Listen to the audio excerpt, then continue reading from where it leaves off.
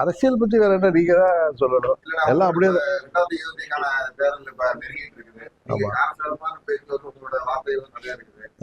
உங்களோட நோக்கம் திமுகவை வீழ்த்துறதா எடப்பாடியை வீழ்த்துறதா?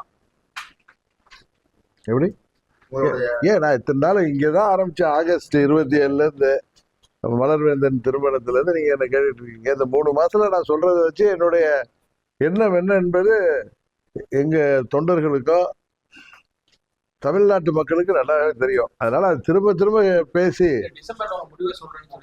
இது பிப்ரவரி 24 வரைக்கும் எங்களுக்கு டைம் இருக்கு. ஏன்னா இன்னும் கூட்டணிகள்லாம் என்னோட சில கூட்டணியின் தலைமை ஏற்கின்ற கட்சிகள் எங்களை அணுகி எங்களோடு பேசி வருகிறார்கள்.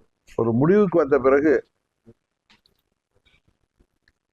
அதை சொல்வதுதான் நன்றாக இருக்குன்னு நினைக்கிறேன்.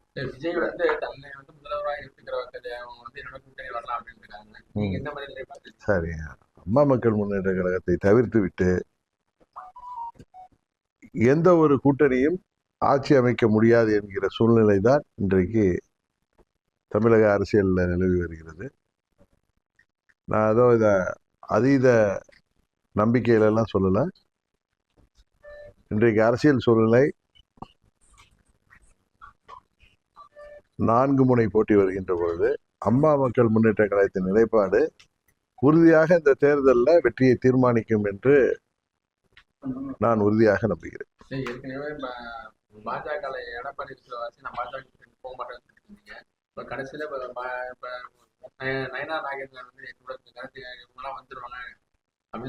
அது அவருடைய நண்பன் நயனார் நாகேந்திரன் அவருடைய விருப்பத்தை சொல்றாரு. நான் எங்கள் தொண்டர்கள் நிர்வாகிகள் விருப்பத்தை தான் செயல்படுத்த முடியும். சரி, அவரு அறிவிப்பு வரட்டும், அதுக்கப்புறம் பார்த்துக்கணும். இல்ல என்டிஏ கூட்டணியில எடப்பாடி பழனிசாமி இருந்தாருன்னா நான் பிஜேபியோட நான் கூட்டணி இருக்க மாட்டேன்னு தெளிவா சொல்லிட்டு. ஆனா இப்ப நடந்த செயற்குழு கூட்டத்துல அவர் பெரும்பான்மை அவங்களுக்கு எடப்பாடிக்கு தான் இது பண்ணிருக்காங்க. அமித்ஷா எந்த செயற்குழு இப்ப நடந்துச்சு அவங்களுக்கு நடந்துச்சு எடப்பாடி திமுக. சரி, அதுல இப்ப பெரும்பான்மை அவங்க அவர் தான் தேர்ந்தெடுத்திருக்காங்க. அவர்தாங்கிறத ஒரு தன்னுடைய மெஜாரிட்டியை காட்டியிருக்காரு, பிஜேபி காட்டியிருக்காரு. அது பிஜேபிக்கு அவங்களுக்கு உள்ள பிரச்சனை. அது பிஜேபி அதை என்னன்னு பாக்கணும். நீ எங்களை இதுல அம்மா மக்கள் முன்னேற்ற கழகம் நான் திரும்பி திரும்பி சொல்றேன், திரும்ப திரும்ப சொல்றேன். அம்மா மக்கள் முன்னேற்ற கழகத்தை தவிர்த்து விட்டு எந்த ஒரு கூட்டணியும் ஆட்சி அமைக்க முடியாது. நாங்கள் இடம்பெற போகின்ற கூட்டணி தான் உறுதியாக வெற்றி அடையும். அதுதான் இன்றைக்கு கள நிலவரம்.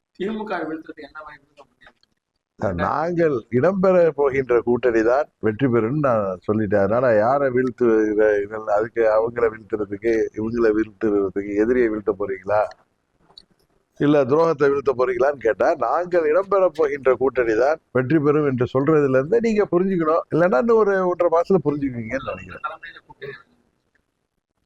அம்மா மக்கள் முன்னேற்ற கழகம் இந்த முறை வெற்றி கூட்டணியில இடம்பெறும்.